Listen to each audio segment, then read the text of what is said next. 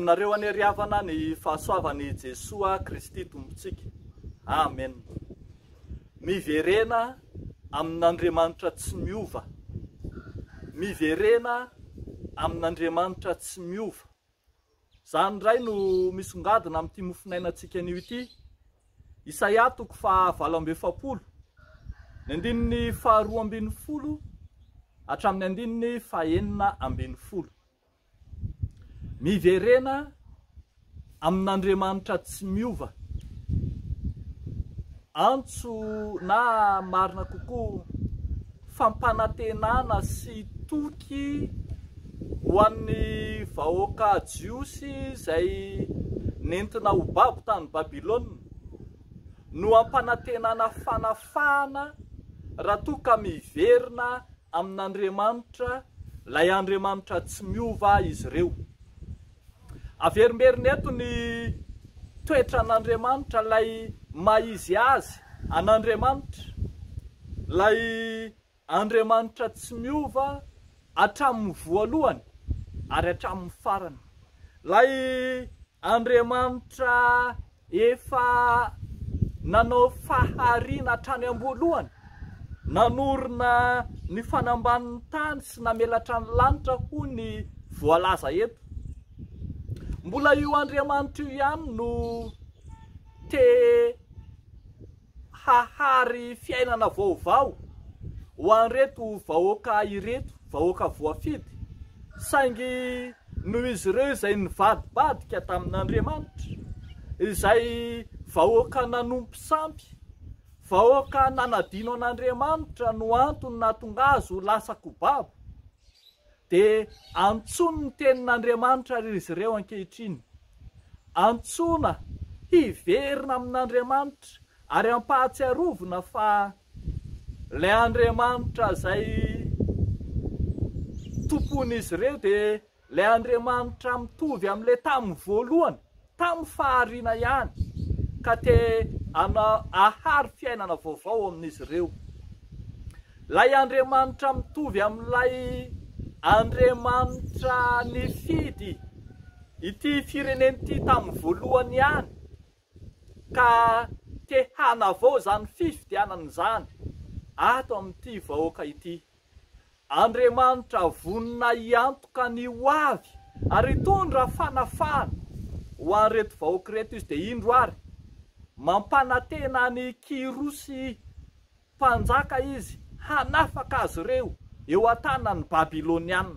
Hoy ny ambaran'ny andininy 4:40 tapany faharoa manao hoe: ilay tian'i Jehova no ahefa ny sitrapony amin'ny Babilôna ary ny sandriny ho amin'ny Kaldiana. Ilay Andriamanitra izay efa nifidy azy tamin'ny voalohany ihany no manomana fanafahana azy eo an-tanan'ny mpampahory, dia ny Babilôniana sy ny Kaldiana izany. Misy eo miariary eto no ny maha-Andriamanitra tsy miova an'Andriamanitra, kanefa miantso izy ny olona.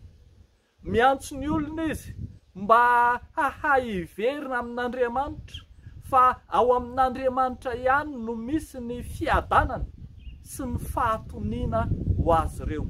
Miantso ny olona izy hiverina amin'Andriamanitra, fa ao amin'Andriamanitra ihany no misy ny fitsaharana ho azy ireo.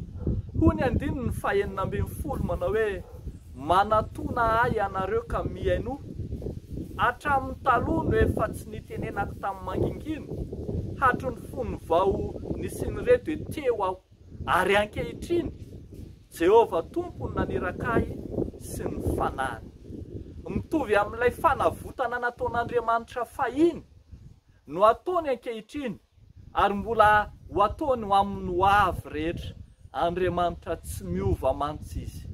Ilay Andriamanitra mampaharitra amin'ny famondram-pony, amin'ny taranaka faramandimby, amin'ny taranaka izay mety miova, amin'ny taranaka izay mifandimby, dia ilay famondram-pon'Andriamanitra kosa, ilay tsy miova, omaly sy anio ary mandrakizay. Riavako malala ao amin'ny tompo, mazava zany ny an'Andriamanitra ny fomba an'Andriamanitra, ny toetra an'Andriamanitra.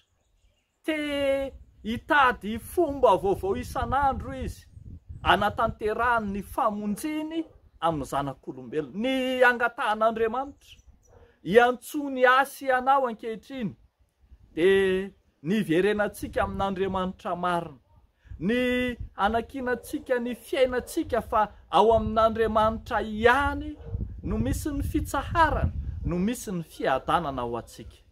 Andeha ary havako, andeha ampitodika ny fotsika sy ny fanahintsika, ny fivavahantsika ho amin'Andriamanitra marina, indrindra manoloana ny fahavoazana marobe izay mahazo antsika ankehitriny, manoloana ny vona maro samihafa.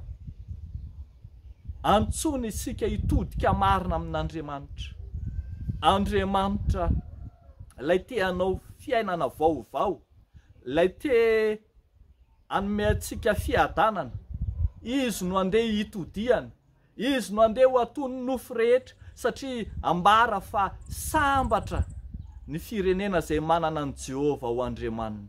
Ianao koa ary havako raha te hahita fahasambarana, mitodia amin'Andriamanitra, andeha hiverina amin'Andriamanitra, hanary ny sampy sy ny fanompon'Andriamanikafa sy ny fitodiana tamin'Andriamanitra rehetra hialana, ka hifantoka amin'Andriamanitra azahoantsika ny tena fiadanana marina. Dia ho an'Andriamanitra ireriany ny voninahitra, ho amintsika kosa izany tenin'Andriamanitra izany. Amen. Hivavaka isika ry havako. Tompo Andriamanitra io, endreny fivadianay taminao, lay fahamafisan'ny fonay ka natonga anay niala taminao Andriamanitra. Ankehitriny miantso anay ny teninao, hiverina aminao Andriamanitra, miantso anay ny teninao, anoloranay ny fonay ka dia vonina izahay. Manaiky izay Tompo hatramin'ity anio ity, fa te hiaina ilay fiainana vaovao omenao Andriamanitra izahay, te hahita ny fiadanana sy ny fahasambarana izay efa tononinao ho anay. Dia entinay ambavaka eo anatrehanao ny fiainan'ny fiangonanao, ny fiainan'ny fiarahamonina manodidina anay, ny fiainam-pirenenay, eny ny fiainan'ny vahoaka malagasy rehetra mihitsy azy. Amin'ny anaran'i Jesosy Kristy Tomponay, nanaovanay izany vavaka izany. Amen.